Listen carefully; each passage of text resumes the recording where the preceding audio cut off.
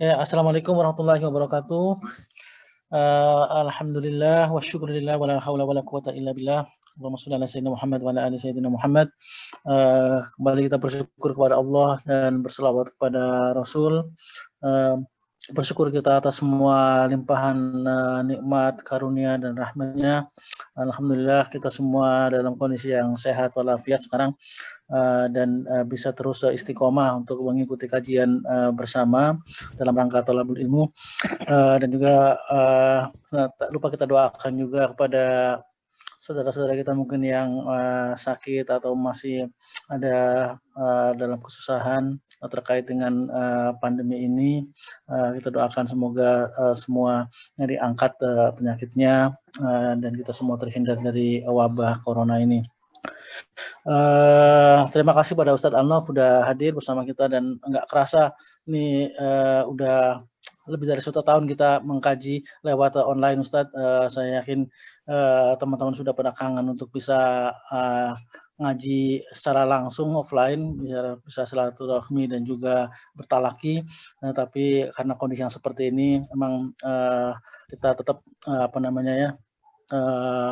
bukan hanya patuh pada prokes tapi juga menjaga diri, kita sabar dalam cobaan yang ini kita akan teruskan kajian ini secara online sampai nanti kondisinya mudah-mudahan bisa cepat membaik. Untuk malam ini masih kita akan melanjutkan kajian di kitab Ta'limul Muta'allim dan insyaallah kita masuk ke bab yang terakhir yang terkait dengan hal-hal yang mendatangkan rezeki dan juga yang menghalanginya.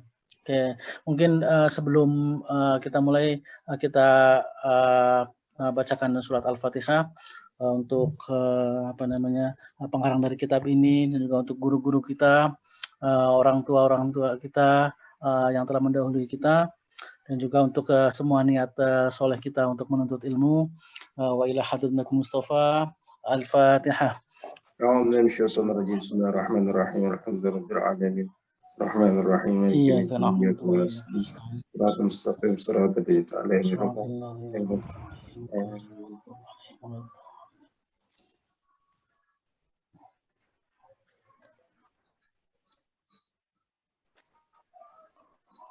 Oke, untuk tidak memperpanjang mukadimah, selanjutnya kami persilakan kepada Ustadz Arnaf, waktu dan tempat, persilakan. Tafadhol Ustadz. Baik. Assalamualaikum warahmatullahi wabarakatuh. Bismillahirrahmanirrahim. Alhamdulillahirabbil alamin wa bihi nasta'in ala umuri dunya waddin. Asyhadu an la ilaha illallah wa asyhadu anna Muhammadar Rasulullah khatamul anbiya'i wal mursalin rahmatan lil alamin. Qala subhanaka la ilma lana illa ma 'allamtana innaka antal alimul hakim.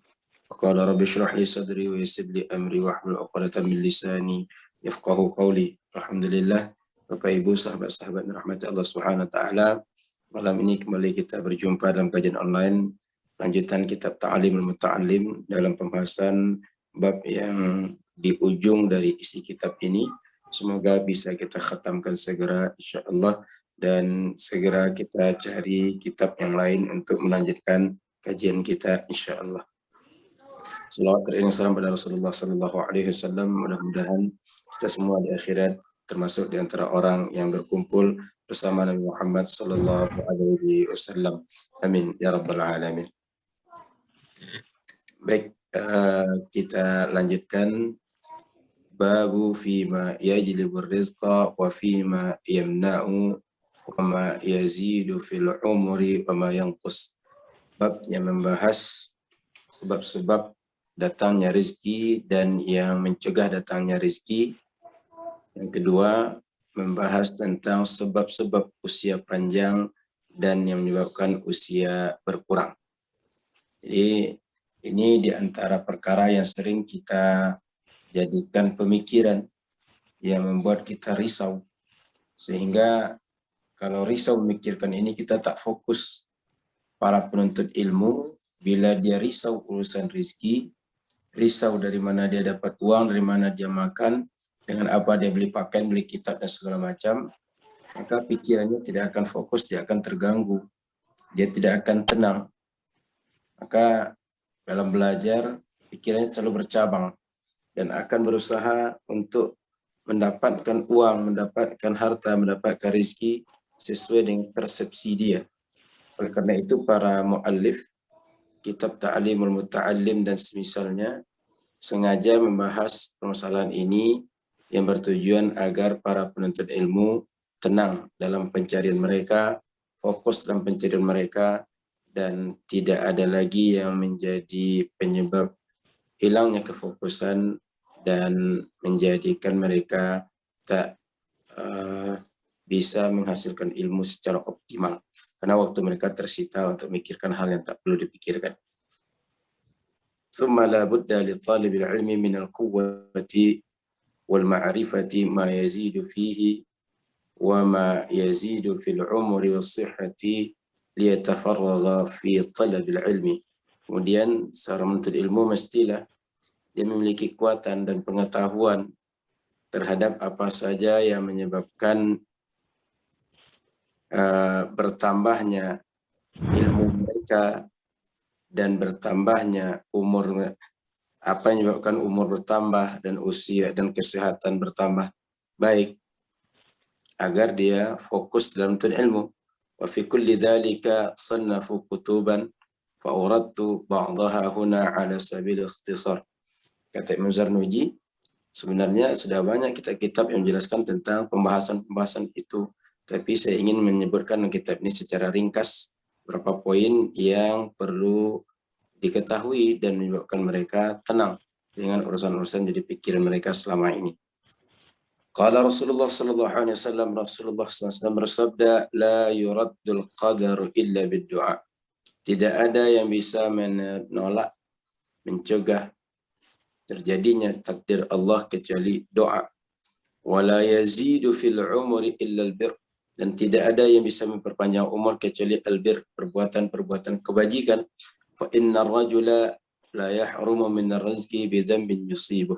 Karena seseorang dia benar-benar akan terhalang dari rezeki karena dosa-dosa yang dia buat sendiri. Thabata bi hadzal hadits anna irtikab adz-dzambi sababu hirman ar-rizq. Hadis ini menjelaskan bahwa melakukan dosa menjadi sebab terhalangnya dari rezeki, terhalang mendapatkan rezeki, khususan al-kadzib, terkhusus dosa berbohong. Fa innahu yurisul faqra, karena berbohong itu akan menjadi sebab orang-orang fakir. Wa qad warada fihi haditsun khas. Ada hadis yang secara khusus menjelaskan tentang hubungan bohong dengan kefakiran. Wa kadza naumus subha yamna'u rizqa. Begitu juga tidur subuh. Tidur setelah subuh sampai matahari terbit menyebabkan rezeki juga terhalang. Wa kathratun naum turithu al-faqra. Terlalu banyak tidur juga mewariskan kefakiran. Wa faqrul ilmi aidha. Dan fakir ilmu juga terjadi kalau kita terlalu banyak tidur. Nah, kita fokus pada hadis sedikit bahwa tidak ada yang menolak takdir kecuali doa, dan tidak ada yang menambah umur panjang kecuali kebajikan. Ini untuk mengakomodir bahwa kata Nabi, takdir bisa berubah dengan doa seperti yang kita dengar barusan, dan usia bisa panjang dengan kebajikan. Kemudian di dalam Al-Quran ada juga ayat yang mengatakan, ada ayat Al-Quran yang menjelaskan, yamhullahu ma yasha'u wa yuthbit. Allah menghapuskan apa yang dia kehendaki dan dia tetapkan. Ini adalah maksudnya takdir yang berada di Lauhul Mahfuz, itu ada takdir yang bisa berubah dengan sebab-sebab tertentu, dan ada takdir yang tak bisa berubah. Contoh, apabila si fulan hidupnya dilalui dengan cara yang terhormat, dia menjadi orang baik, maka usianya 50 tahun. Kalau seandainya tidak, dia cuma 30 tahun. Atau jika si fulan dia rajin bersedekah, dia hartanya sangat banyak. Tapi kalau tidak, dia hartanya cuma sedikit. Nah, ini ada takdir yang jenisnya seperti itu. Maka hadis ini menunjukkan sebagian sebab-sebab kehidupan kita menjadi lebih baik karena doa, karena kebaikan yang kita buat. Sebaliknya juga begitu. Keburukan yang kita terima dalam hidup, sulitnya rezeki yang kita dapat dalam hidup, kesesaran yang kita dapat dalam hidup, sebagian sebabnya adalah karena dosa yang kita buat, karena berbagai kesalahan-kesalahan yang kita buat di dunia, terutama dosa karena berbohong seperti yang disampaikan dalam kita ini. Kemudian qala al-qailu sya'ran, seseorang menyampaikan syair, sururun nas fi lubsil libasi wa jam'ul ilmi fi tarkin nu'asi. Seseorang atau manusia itu umumnya dia bahagia ketika pakai baju baru, dan para penuntut ilmu dia bisa mendapatkan ilmu kalau dia bisa meninggalkan atau melawan rasa kantuknya. Wa qala ilbas minal huzni anna layaliya tamurru bila naf'in wa takhsaru min umri. Alaysa minal huzni anna layaliyan tamurru bila naf'in wa takhsaru min umrin. Bukankah suatu kesedihan dan suatu kemalangan malam-malam berlalu tanpa dapat manfaat dan umur Anda merugi saja. Sementara setiap malam itu bisa kita gunakan untuk belajar. Setiap malam itu bagian dari hisab kita. Tapi seandainya tidak kita gunakan untuk menuntut ilmu, tidak kita gunakan untuk murajaah, maka ini menjadi kesialan, kerugian, dan hal-hal yang tak bermanfaat saja. Oleh karena itu penuntut ilmu, kalau dia ingin mendapatkan ilmu lebih, ingin berhasil, maka mesti memanfaatkan malam. Kalau dia tak manfaatkan, dia akan rugi, dia tak akan bisa mendapatkan ilmu lebih, dia akan hanya seperti orang penuntut ilmu kebanyakan. Nah, di sini sudah ada beberapa poin yang disebutkan oleh muallif, di antara menyebabkan orang itu sulit mendapatkan rizki, kemudian menyebabkan usia dia pendek, sudah disebutkan beberapa poin. Waqala aidan, dan kemudian dikatakan qumil laila ya hadza la'allaka tursyadu. Penuntut ilmu, bangunlah di malam hari, semoga engkau mendapatkan tambahan ilmu. Ila kam tanamul laila wal umru yanfat, sampai kapan engkau akan tidur di malam hari sementara usia manusia pasti akan berakhir. Makanya ini menegaskan kepada kita bahwa malam hari itu hanya sekedar tidur, tapi gunakanlah untuk membaca, untuk menulis, mengulang pelajaran, dan menuliskan ilmu yang kita dapatkan. Wan naumu uryana, dan di antara sebab rizki terhambat juga adalah tidur dalam keadaan tidak berpakaian. Wal baulu uryana, dan buang hajat dengan keadaan tidak berpakaian. Wal aklu junuba, dan makan ketika masih dalam keadaan junub. Wal aklu muttaki'an ala jambi, dan makan sambil bertele di atas di atas rusuk, maknanya sambil golek-golek gitu. Golek-golek, siku diletakkan ke lantai, kemudian kita sambil tiduran. Kayak kita biasa nonton sambil nonton, ngemil-ngemil gitu. Itu di antara sebab terhalangnya rezeki. Wattahawun bisuqutil maidah, dan menganggap remeh rimah-rimah yang jatuh ketika kita makan. Karena kita seperti orang yang tak bersyukur terhadap nikmat. Bukankah nikmat-nikmat itu berawal dari yang kecil kemudian menjadi nikmat yang besar? Bukankah banyak nikmat Allah itu bentuknya kecil-kecil, rimah-rimah yang kecil? Sementara ketika ada yang keluar dari piring, jatuh dari piring kita, kita biarkan saja, kita buang saja. Wa harki qashril basali wathawm, dan di antara sebab kemiskinan juga atau sulit datangnya rezeki juga adalah membakar kulit bawang merah dan bawang putih, dibakar. Hidupkan lilin, lalu bawang dikasih lidi, dibakar kulitnya. Wa kansil baiti fil laili bil mandil, dan menyapu rumah di malam hari dengan sapu tangan. Kayak kita lap lantai itu dengan sapu tangan. Wa tarkil qumamah fil bait, dan membiarkan rumah penuh dengan sampah. Wal masyi qudamul masyayikh, dan berjalan di depan para syekh, para guru. Wa nida'ul walidaini bismihima, dan memanggil orang tua dengan hanya menyebut nama mereka saja. Wal khadal bi kulli khashbah, dan menggosok gigi dengan alat-alat penggosok yang keras. Wa ghusl yadaini bit-tini wat-turab, dan membasuh tangan dengan tanah dan dengan tanah dan dengan apa namanya, dengan tanah liat itu. Wal julusu 'ala al-'atabah, dan duduk di atas atabah itu di atas pendakian, di atas sebuah tempat yang tinggi. Walittika 'ala ahli zawjil bab, dan mencangkung di salah satu daun pintu.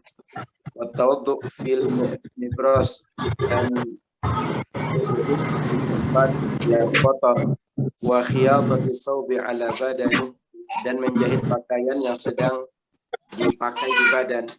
Wa takhfifil wajhi bithawb, kemudian mengeringkan air yang ada di wajah dengan baju yang sedang dipakai. Wa tarkil ankabuti fil bait, dan membiarkan jaring laba-laba ada di rumah. Wa tahawun fis shalah, dan meremehkan salat lambat atau salat tapi tak khusyuk. Wa isra'il khuruj minal masjid ba'da salatil fajr, dan bersegera keluar dari masjid setelah salat subuh. Jadi isi dengan i'tikaf, jadi isi dengan zikir, jadi isi dengan tilawah, jadi isi dengan istighfar sampai matahari terbit. Wal ibtikar bidzahabi ila suq, dan terlalu pagi berangkat ke pasar. Wal ibta' fil ruju'i minhu, terutama orang-orang yang berangkat ke pasar itu sebelum waktu subuh sehingga tinggalan subuh. Wal ibta' fil ruju'i minhu, dan terlalu lambat pulang dari pasar, maknanya terlalu lama berada di pasar, sebab di pasar itu tempat yang kurang keberkahan, tempat yang dalamnya banyak orang-orang berdosa, banyak orang berbohong, banyak orang berkata tidak baik. Wa syara'i kasaratil khubzi min apa itu? Dan membeli pecahan-pecahan roti dari wa syara'i kasaratil khubzi minal fuqara, dan membeli pecahan-pecahan roti dari para fakir. Orang fakir itu dikumpulkan roti-roti yang sudah tak berguna, roti-roti kering, roti pecahan-pecahan roti itu, lalu dibeli lagi. Semestinya kita sedekahkan roti yang bagus pada fakir, namun kita ambil manfaat dari mereka meskipun barang yang tidak terlalu bernilai yang kita ambil dari mereka. Wasu'al wa du'a usyar' 'alal walid, bertanya, meminta dan berdoa yang buruk untuk orang tua. Wa tarki takhmiril awani wa itfa'is siraj bin nafas, dan tidak menutup bejana-bejana di malam hari dan memadamkan lampu petromak atau lilin dengan hembusan. Kullu dzalika yurithu al-faqra, semua yang disebutkan tadi menyebabkan kefakiran. Urifa dzalika bil athar, semua itu dipahami, diketahui dengan athar yang berasal dari sahabat-sahabat Nabi. Artinya berapa peristiwa yang kita sebutkan tadi sebagiannya berasal dari hadis Nabi, sebagian berasal dari asar, perkataan atau berita para sahabat berdasarkan apa yang mereka alami, apa yang mereka lalui bersama Nabi Muhammad sallallahu alaihi wasallam. Wa kadza al-kitabatu bil qalamil ma'qud, begitu juga menulis dengan pena yang diikat. Pena itu karena sudah patah diikat dengan yang lain supaya bisa dipegang, sehingga dia ketika nulis itu tetap bisa dipegang dengan normal. Wal imtishad bil mustil munkasir, dan nyisir rambut dengan sisir yang sudah patah. Wa tarkid du'a lil walidaini, dan tidak berdoa atau sengaja meninggalkan doa untuk kedua orang tua. Malas kita berdoa untuk orang tua itu menyebabkan sulitnya rezeki. Sebaliknya rajin mendoakan orang tua menyebabkan rezeki semakin mudah. Wa ta'ammum qa'ida, dan memakai imamah dalam keadaan duduk. Wa tasarwul qa'imah, dan memakai celana dalam keadaan berdiri. Wal bukhlu, dan bersifat bakhil. Wat taqtir, bersifat terlalu minimalis dalam belanja. Artinya agak seret sedikit, pelit sedikit. Wal israf, terlalu berlebihan. Wal kasal, malas. Wat tawani, berlambat-lambat dalam melakukan apapun. Wat tahawun fil umur, dan menganggap enteng, menganggap remeh dalam setiap apapun yang kita buat. Maknanya setiap yang kita buat kita tidak serius, tidak fokus, tidak optimal, tidak itqan, tidak menghasilkan atau tidak melakukan yang terbaik dari setiap pekerjaan yang kita buat. Nah, kalau kita perhatikan dari beberapa poin yang disebutkan dari awal tadi, ini menunjukkan bahwa dulu para ulama sejak masa sahabat, mereka sangat memperhatikan adab dan sampai adab yang kecil-kecil, adab yang di luar perhatian kita. Dan sepertinya itu juga yang menyebabkan orang-orang tua kita di Melayu, di Sumatera secara umum, ada hal tertentu itu semacam pantang bagi mereka agar kita jangan membuat. Rupanya hal-hal tersebut ada kaitannya dengan sebab rezeki dan sebab kita usia panjang. Wa qala Rasulullah SAW istanzil rizqa bis sadaqah. Kata Rasul, upayakanlah oleh kalian turunnya rezeki, mintalah turunnya rezeki dengan banyak sedekah. Wal bukur, dan beraktivitas sejak pagi hari. Setelah subuh segera beraktivitas yang baik, dimulai dengan zikir. Wal bukur mubarakun yazidu fi jami'in ni'am khususan fi rizqi. Dan beraktivitas sejak pagi hari adalah keberkahan yang menyebabkan bertambahnya nikmat-nikmat, terutama nikmat berupa rizki. Wa husnul khatti min mafatih rizq. Dan tulisan yang bagus bagian daripada kunci-kunci rezeki. Artinya orang yang tulisan bagus, dia nanti bisa saja diambil sebagai sekretaris, diambil sebagai juru tulis, diambil sebagai penulis kaligrafi dan segala macam, sehingga dia menjadi pekerjaan yang mendatangkan rezeki yang banyak. Wa bastul wajhi, dan orang yang mukanya cerah, ceria, wa thayyibil kalami, dan berbicara yang baik. Ini juga diantara sebab yazidu fil hifzi wa rizki, menambahkan kuat hafalan dan rizki. Artinya orang yang mampu bertemu dengan orang lain dengan wajah yang ceria, dengan wajah yang gembira, menampakkan bersemangat, berhasrat berjumpa orang, senang berjumpa orang, lalu bisa bicara yang baik dengan orang lain. Ini satu di antara sebab rezeki semakin luas. Tapi kita temukan banyak orang karena pergaulan yang baik, dia dipercaya, karena pergaulan yang baik, dia ditempatkan dengan posisi yang baik, sehingga pada akhirnya mereka dimuliakan, baik dimuliakan di dunia dan dimuliakan di akhirat. Wa anil Hasan bin Ali, Hasan bin Ali bin Abi Thalib mengatakan, kansul fana wa ghaslul ina mujlibatun lil ghina. Kata beliau, kansul fana, sebentar. Kansul fana wa ghaslul ina mujlibatun lil rizki.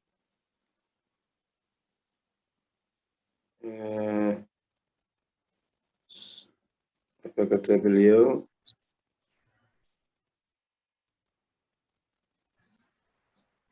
Kata beliau, membersihkan, menyapu bagian depan rumah, teras rumah, dan mencuci bejana yang kita pakai untuk makan, untuk minum, ini di antara penyebab datangnya rezeki.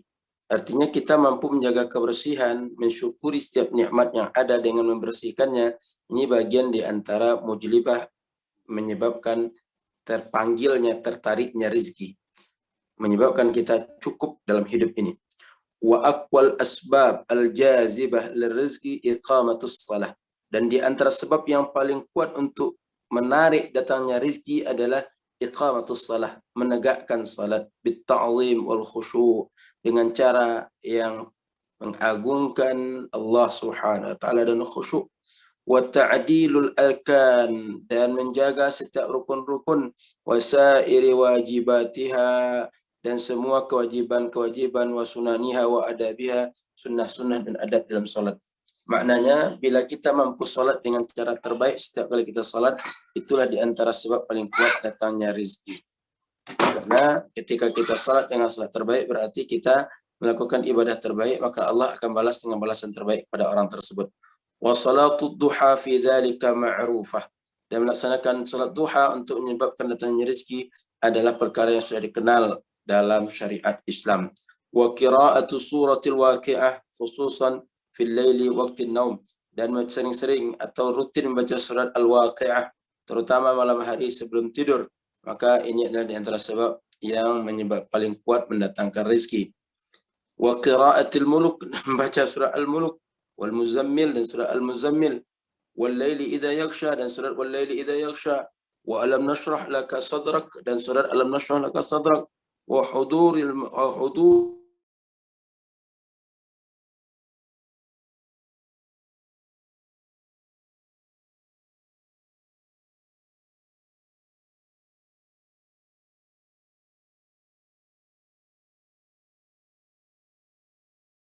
sunnah subuh, salat sunnah subuh qabliyah dan salat witir di rumah.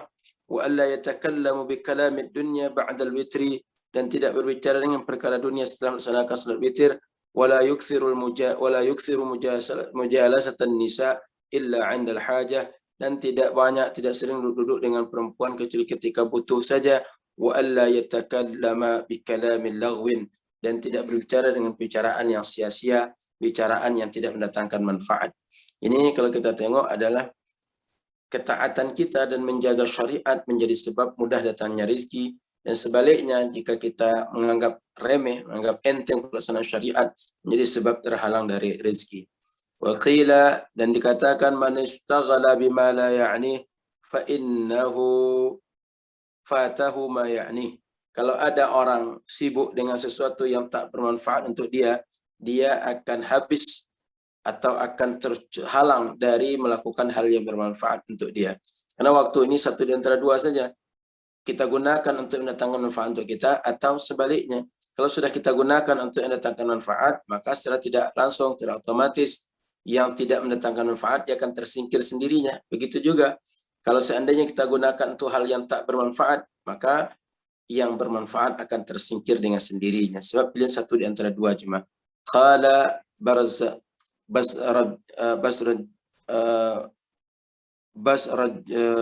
Mahar, idza ra'aita ar-rajula yukthirul kalama fastayqin bi jununi. Anda kalau lihat orang banyak bicara, maka yakinlah bahwa dia itu seperti orang gila. Kenapa? Kalau banyak bicara berarti dia melakukan hal yang tak manfaat. Sementara banyak bicara itu tak akan merubah keadaan seorang, tak akan menyebabkan rezeki datang, tak akan menyebabkan seseorang bisa melakukan banyak pekerjaan. Wa qala Ali radhiyallahu anhu, Sayyidina Ali mengatakan, "Idza tamma al-aqlu naqasa al-kalam." Seseorang apabila sempurna akalnya, maka dia akan sedikit berbicara. Dia akan mengurangi banyak bicara. Qala al-musannif rahimahullah, kata musannif, wattafaqa li fi hadzal ma'na sya'ran, sesuai dengan pernyataan Sayyidina Ali yang disebutkan sebelumnya, ada sebuah syair mengatakan, idza tamma aqlul mar'i qalla kalamuh, apabila sempurna akal seseorang dia akan sedikit bicara. Wa iqin bi humkil mar'i in kana mukthira, maka yakinilah kalian bahwa seorang itu dungu bila dia banyak bicara. An-nutqu zainun was-sukutu salamah, berbicara itu ibaratkan perhiasan. Maknanya kadang-kadang kita bicara itu enggak perlu. Was-sukutu salamah, dan ketahuilah diam itu selamat. Fa idza nataqta fala takuna mukthira, kalaupun Anda mesti bicara, jangan jadi orang yang banyak omong. Jadi ketika bicara itu baik, tak ada masalah. Diam lebih selamat. Maka kalau bicara, bicaralah, tapi jangan yang mendatangkan satu hal yang menyebabkan kemarahan Allah dan kesialan dalam hidup. Ma nadimtu ala sukuti marrah, walaqad nadimtu ala al-kalami mirara. Dalam hidup ini, aku karena diam hanya sekali-sekali menyesal. Tapi karena banyak bicara, terlalu sering menyesal. Sebab banyak bicara, banyak salah. Banyak bicara, banyak dosa. Banyak bicara, banyak kemungkinan kita tergelincir. Tapi kalau kita banyak diam, maka kesempatan untuk jatuh tergelincir dosa itu sedikit. Amma ma yazidu fi rizqi ay yaqula kulla yawmin ba'da inshiqaq al-fajr ila waqti as-salah subhanallah subhanallahil azim wa bihamdihi subhanallahil azim wa bihamdihi wa astaghfirullahal azim wa atubu ilayhi 100 marrah wa ay yaqula la ilaha illallahul malikul haqqul mubin kulla yawmin sabahan wa masaan 100 marrah. Dan di antara yang menyebabkan datangnya rezeki, kata Imam Zarnuji, adalah kita setelah subuh itu membaca zikir-zikir tertentu. Apa zikirnya? Subhanallahil azim wa bihamdih, subhanallahil azim wa bihamdih, wa astaghfirullahal azim wa atubu ilaih 100 kali. Dan membaca la ilaha illallah la ilaha illallahul malikul haqqul mubin setiap subuh dan setiap pagi dan sore hari sebanyak 100 kali. Makna setiap pagi itu adalah setelah subuh sampai terbit matahari, dan sore hari itu maknanya setelah asar sampai tenggelam matahari. Wa yaqula ba'da salatil fajr kulla yaum, dan hendaklah dia ucapkan setelah salat subuh setiap hari alhamdulillah wa subhanallah wa la ilaha illallah 33 marrah, 33 kali. Wa ba'da salatil maghrib aidan, dan begitu juga setelah salat maghrib. Wa astaghfirullah ta'ala 70 marratan ba'da salatil fajr, dan dia beristighfar kepada Allah 70 kali setiap kali melaksanakan salat subuh. ويكثر من قوله لا حول ولا قوة إلا بالله العلي العظيم والصلاة على النبي, dan dia banyak mengucapkan zikir la haula wala quwata illa billah, dan banyak bersolat kepada Nabi sallallahu alaihi wasallam. Artinya berdasarkan hadis-hadis Nabi, zikir-zikir ini adalah di antara zikir yang mengundang datangnya rezeki, dan dilakukan ada yang malam hari, ada yang pagi hari, dan ada yang sore hari. ويقوم يوم الجمعة ويقول يوم الجمعة 70 مرة Allahumma aghnini bihalalika an haramik wakfini bifadlika amman siwak, dan dia membaca sebanyak 70 kali pada hari Jumat. Apa dia? Ya Allah, aghnini bihalalik, cukupkan aku dengan rezeki yang halal dari engkau, an haramik, sehingga aku tak melakukan yang haram, wakfini bifadlika amman siwak, dan cukupkanlah aku untuk menggunakan dan menunggu meminta karunia dari engkau, sehingga aku tak berharap dari orang-orang selain engkau.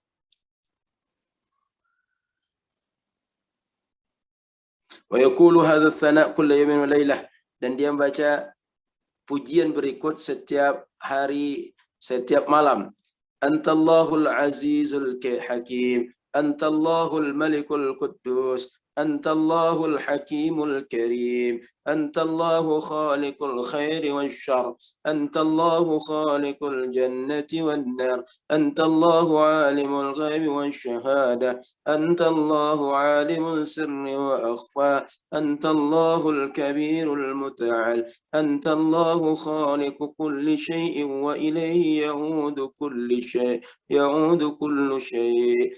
أثبت الله ديان يوم الدين لم تزل ولا تزل أنت الله لا إله إلا أنت الأحد الصمد لم يلد ولم يولد ولم يكن له كفوا أحد أنت الملك القدوس السلام المؤمن المهيمن العزيز الجبار المتكبر لا إله إلا أنت الخالق البارئ المصور له الأسماء الحسنى يسبح له ما في السماوات والأرض وهو العزيز الحكيم.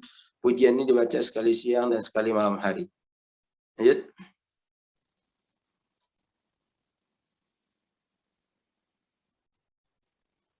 Wa amma ma yazidu fil umri, dan hal-hal yang mendatangkan rizki, menyebabkan panjangnya umur.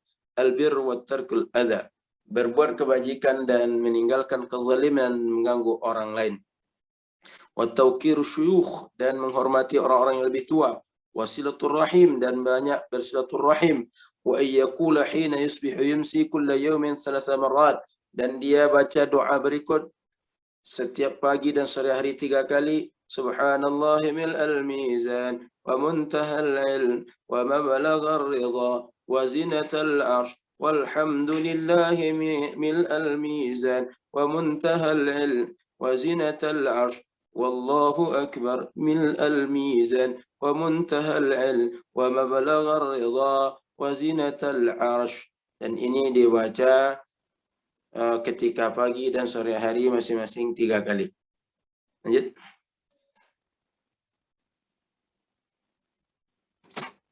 Baik, sebelum kita lanjutkan, zikir-zikir yang diajarkan para ulama ini adalah zikir yang merupakan bagian daripada mujarrabat, artinya pengalaman para ulama dalam mengamalkan zikir yang mereka ketika mengamalkan zikir tersebut ada pengaruhnya terhadap kehidupan mereka. Artinya pengalaman mereka, mujarrabat mereka, hal-hal yang telah mereka lakukan secara empiris selama beberapa waktu tertentu itu menghasilkan kebaikan-kebaikan seperti datangnya rezeki. Wa ayataharraza an qat'il ashjari ratabah illa 'inda ad-darurah. Dan hendaklah dia tak memotong pohon yang masih basah atau pohon yang masih masih hidup kecuali saat darurah.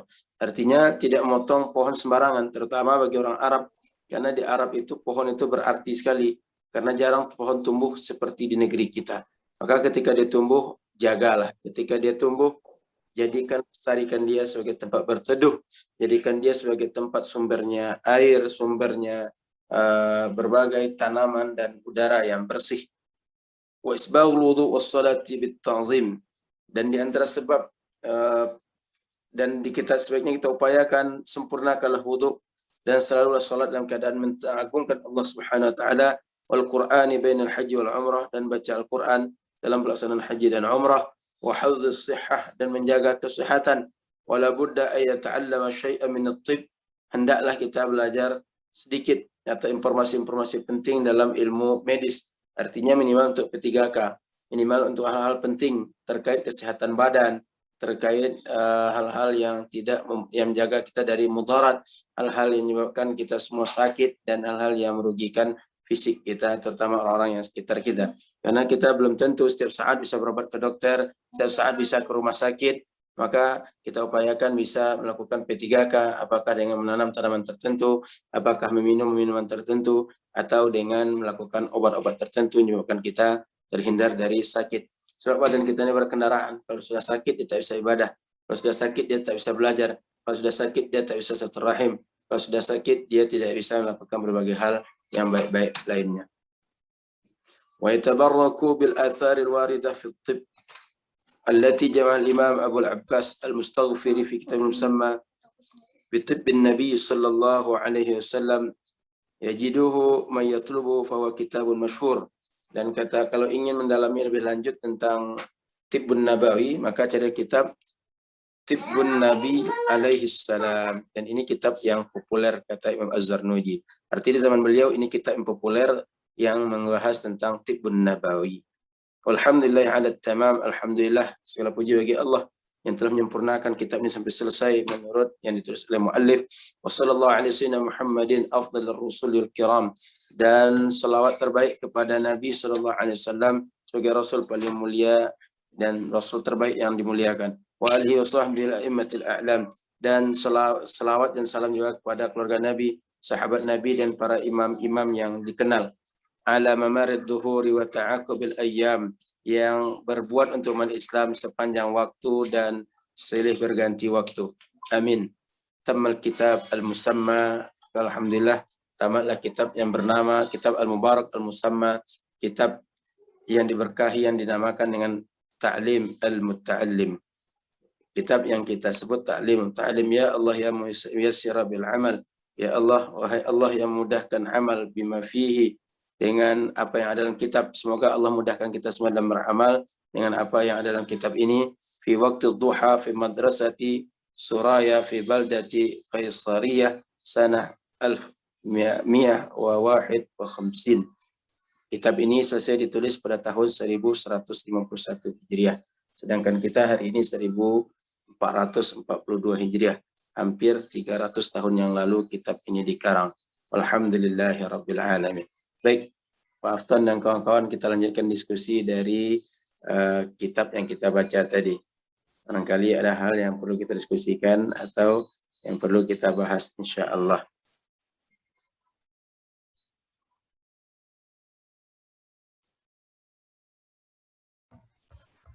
Terima kasih Ustaz Al-Nov. Alhamdulillah kita udah tamatkan atau hatamkan pembacaan kitab Ta'limul Muta'allim ini. Jadi silakan kawan-kawan, Bapak Ibu sekalian, kalau ada yang mau didiskusikan, karena ini mungkin terakhir dan waktunya masih cukup panjang, bisa ditanyakan baik terkait bab yang barusan kita diskusikan maupun bab-bab yang sebelumnya yang terkait dengan kitab Ta'limul Muta'allim. Silakan Bapak Ibu sekalian.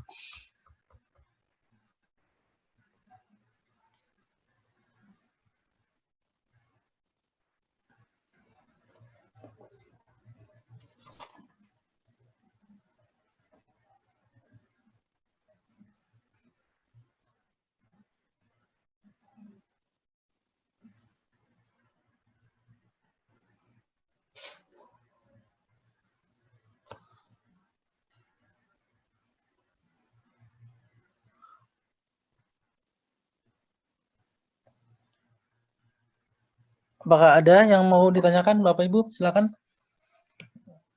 Kalau belum ada mungkin saya dulu Ustaz untuk mengawalinya. Mungkin Silakan. masih malu-malu. Ya, tadi terkait dengan bahasan untuk hal-hal yang bisa mendatangkan rezeki dan yang menghalanginya gitu ya. Jadi banyak tadi disebutkan banyak amalan-amalan atau kebaikan-kebaikan yang kita lakukan yang untuk bisa mendatangkan rezeki mungkin. Di satu sisi yang lain kita juga sering mendengar ungkapan bahwa idealnya untuk beribadah itu orientasinya bukan untuk mendapatkan yang seperti itu gitu ininya ya. Mungkin minta tipsnya biar bisa membalance gitu ya, menyeimbangkan itu bahwa fokus ibadah kita memang hanya untuk Allah ininya dan kita sebagai manusia juga tidak menafikan gitu bahwa kita juga perlu rezeki yang berkah gitu. Silakan Ustaz. Baik, Bapak Ibu, sahabat dirahmati Allah Subhanahu Wa Taala. Memang dalam beribadah ini motivasi kita banyak. Maka Imam Nawawi dan sebelumnya ada para ulama lain yang membagi karakter manusia dalam ibadah itu ada 3, Pak. Motivasi ibadah itu ada 3. Yang perumpamaannya itu pertama perumpamaan seperti seorang pedagang. Pedagang itu tabiatnya adalah bagaimana hitung-hitungan untung laba dan menghindari rugi. Sehingga setiap beramal dia akan bertanya, saya dapat pahala apa? Saya dapat fadilah apa?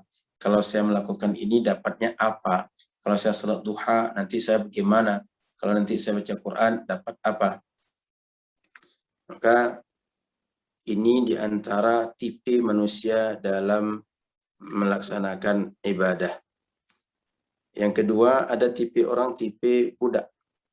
Tipe budak itu dalam artian dia kalau tak dimarahi, kalau tak diancam, kalau tak dipukul, kalau tak digertak, dia tak ibadah.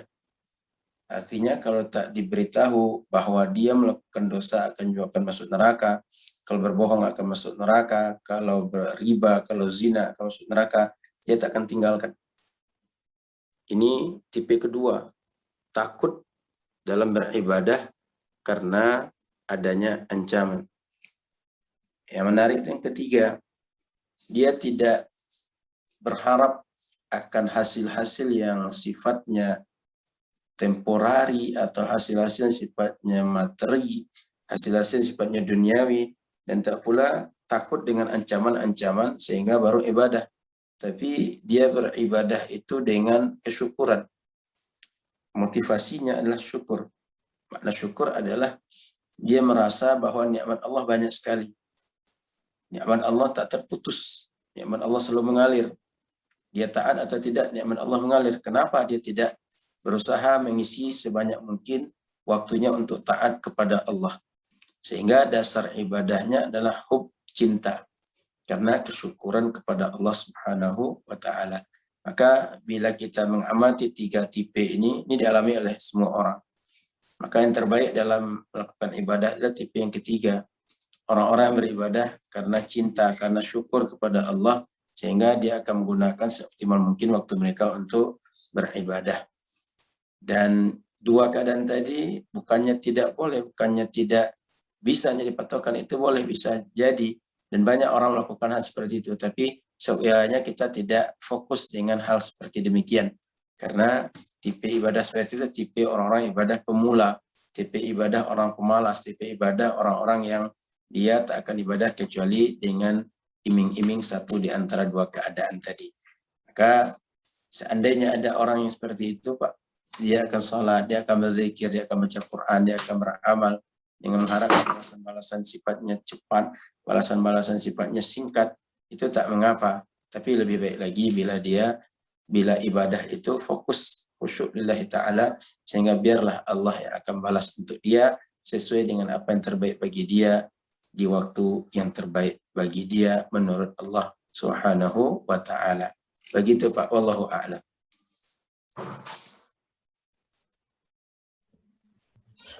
Terima kasih Ustadz. Silakan kawan-kawan yang lain. Tapi sepertinya akan penuh sesapi.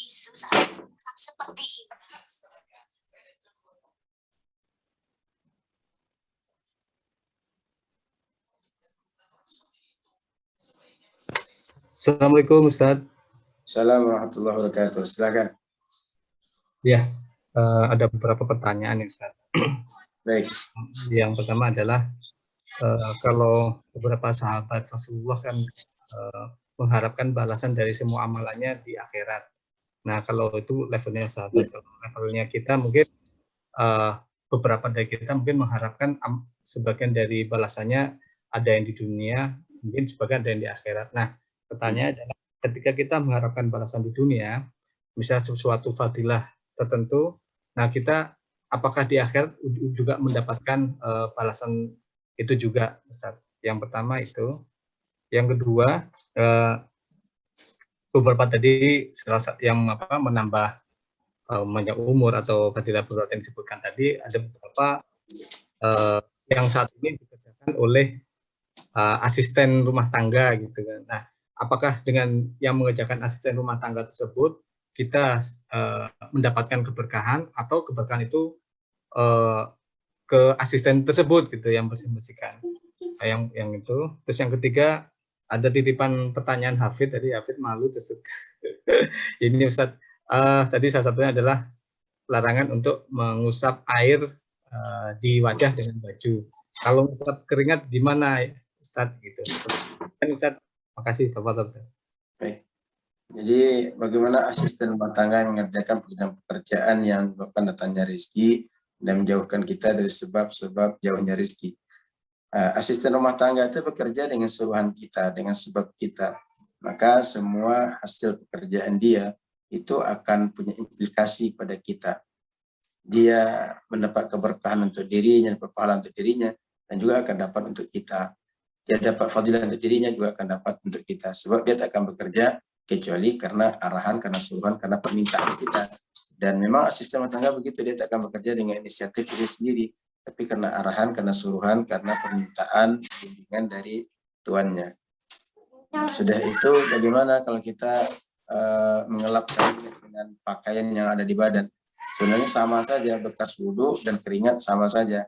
Maka dalam kebiasaan kita dibuatkan ada sapu tangan atau sekarang tisu atau berbagai alat lain yang bisa untuk ngelap wajah. Nah, ini untuk menunjukkan pada kita bahwa setiap sesuatu itu ada tempatnya, sesuatu itu ada porsinya, sesuatu itu ada alatnya.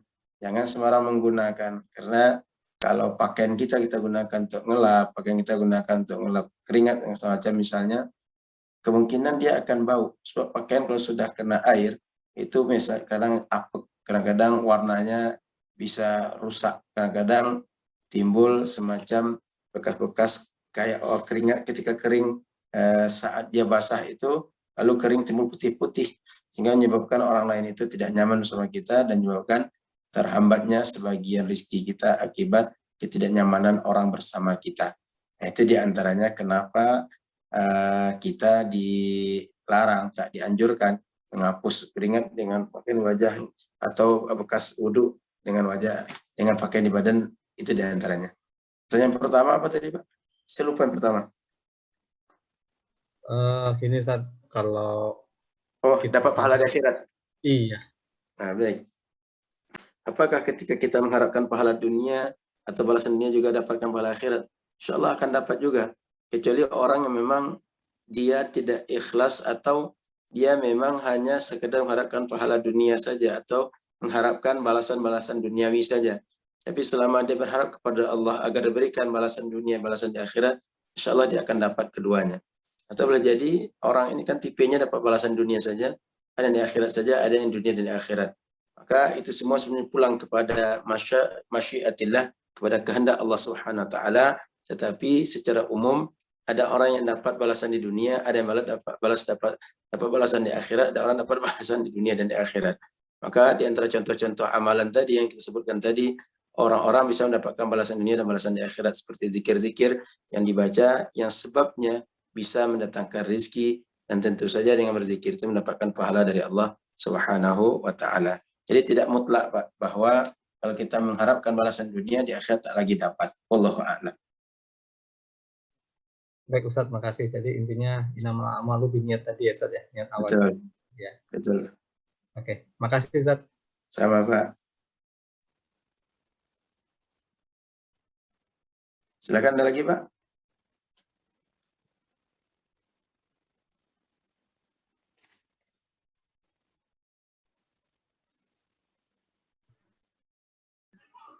Silakan kawan-kawan yang lain. Barangkali masih ada yang mau didiskusikan.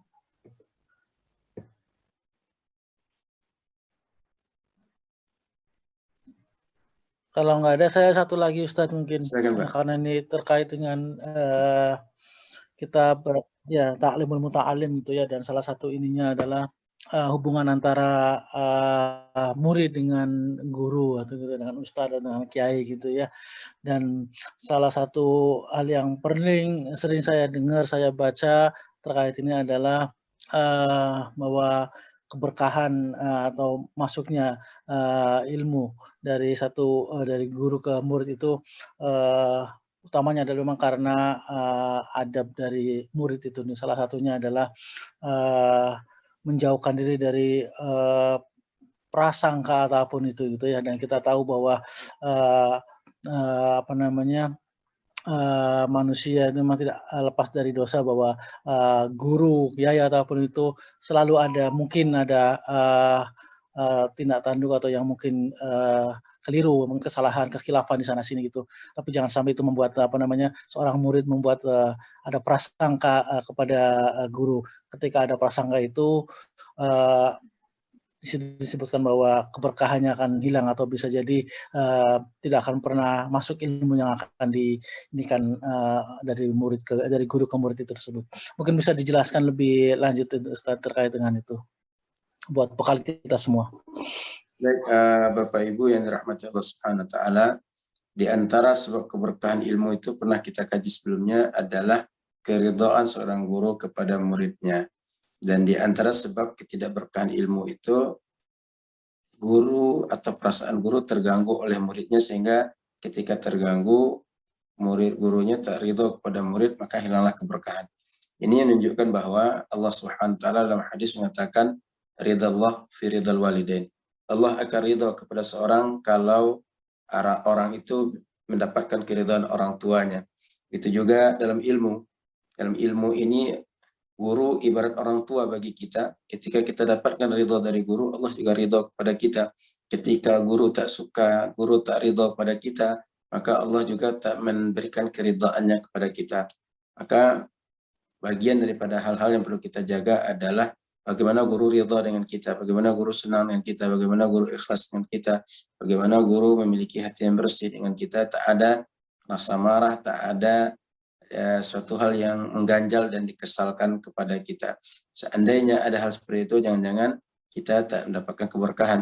Itu sebabnya dalam pembahasan sebelumnya pernah kita bahas, bila kita hendak belajar pada seorang guru, lebih baik kita amati betul pada siapa kita akan belajar, sehingga ketika kita belajar kita tak meninggalkannya di tengah pelajaran, kita tak meninggalkannya ketika belum selesai baca kitab, atau ketika masih waktu yang semestinya fokus dengan guru.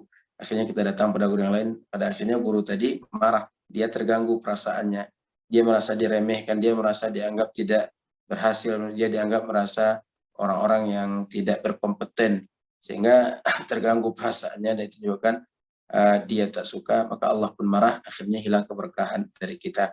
Maka Bapak Ibu rahmat Allah Subhanahu wa taala, ini berdasarkan kaidah-kaidah syariat, hadis-hadis Nabi sallallahu alaihi wasallam, bahwa memang perlu kita menjaga perasaan orang tua, begitu juga menjaga perasaan guru, karena orang tua dan guru ini kedudukannya sama. Bila orang tua melindungi kita dari kesusahan dunia, guru melindungi kita dari kesusahan akhirat. Oleh karena itu keduanya mesti diperlakukan dengan baik. Karena guru lah yang menyebabkan kita bisa sholat dengan benar, puasa dengan benar, beradab dengan benar, berakhlak dengan benar, berkeyakinan dengan benar, melakukan muamalah dengan benar. Oleh karena itu, penting betul untuk jaga perasaan guru, baik ketika bertemu langsung atau ketika kita tak bertemu langsung, dengan prasangka, dengan pikiran, dan berbagai hal terkait dengan guru dan hubungannya dengan murid-muridnya. Wallahu a'lam. Begitu, Pak.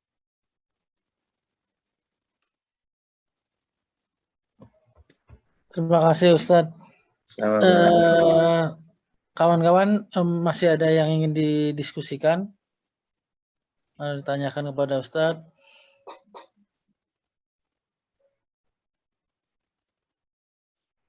Baik, jikalau tak ditanyakan Pak di ujung, kitab ini saya ijazahkan pada semua kita.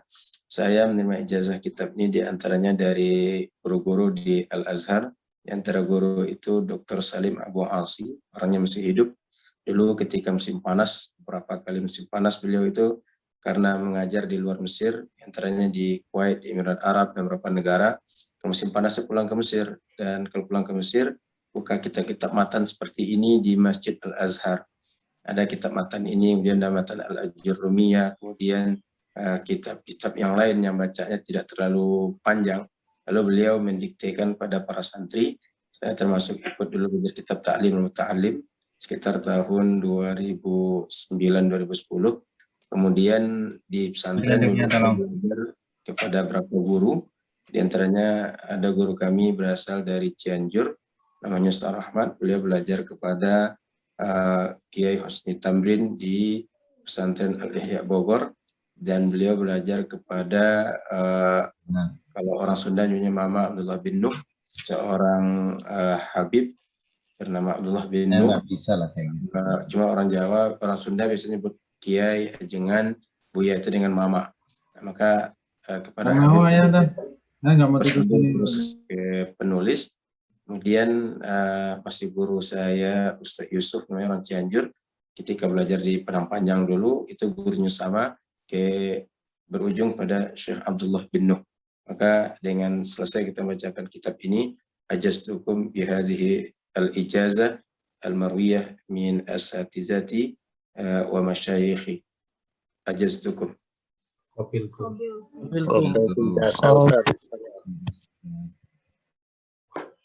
Silakan Pak Aftan, kalau masih ada pertanyaan Pak Aftan.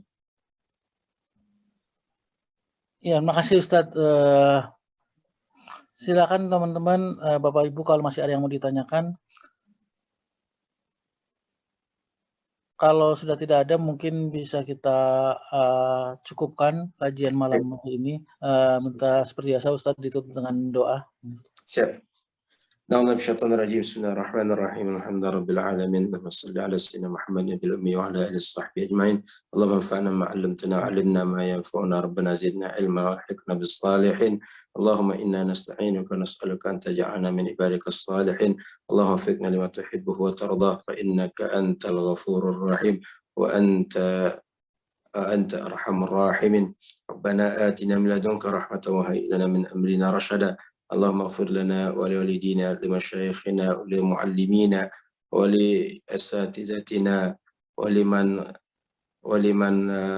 له فينا عمل ومن له فينا دعاء ولمن له فينا بركة في علمنا وفي عملنا برحمتك يا أرحم الراحمين اللهم حصل مقاصدنا وبلغ مرادنا وأوصل حاجاتنا وبارك لنا فيها بما لنا فيها الصلاح في الدين والدنيا والآخرة برحمتك يا أرحم الراحمين ربنا آتنا من لدنك رحمة وهيئ لنا من أمرنا رشدا اللهم أعنا على ذكرك وشكرك وحسن عبادتك اللهم أغننا بحلالك عن حرامك وفضلك عمن سواك ربنا آتنا في الدنيا حسنة في الآخرة حسنة وقنا عذاب النار صلى الله على سيدنا محمد والحمد لله رب العالمين الفاتحة الحمد لله رب العالمين الرحمن الرحيم مالك يوم الدين إياك نعبد وإياك نستعين اهدنا الصراط المستقيم صراط الذين أنعمت عليهم غير المغضوب عليهم ولا الضالين آمين.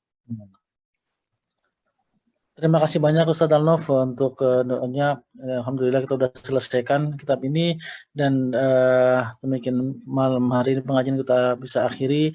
Kita ketemu lagi minggu depan. Insya Allah mungkin nanti kitabnya kita diskusikan offline ya Ustadz bahasanya. Oke, kembali lagi terima kasih kepada Ustadz Alnof dan teman-teman semua untuk bisa hadir di sini. Kita ketemu lagi minggu depan. Nanti akan kami umumkan melalui WhatsApp grup dan WhatsApp yang lainnya. Terima kasih. Kita akhiri pengajian malam hari ini. Assalamualaikum warahmatullahi wabarakatuh. Waalaikumsalam warahmatullahi wabarakatuh. Baik, izin Pak Afan. Silakan Ustaz. Assalamualaikum warahmatullahi wabarakatuh.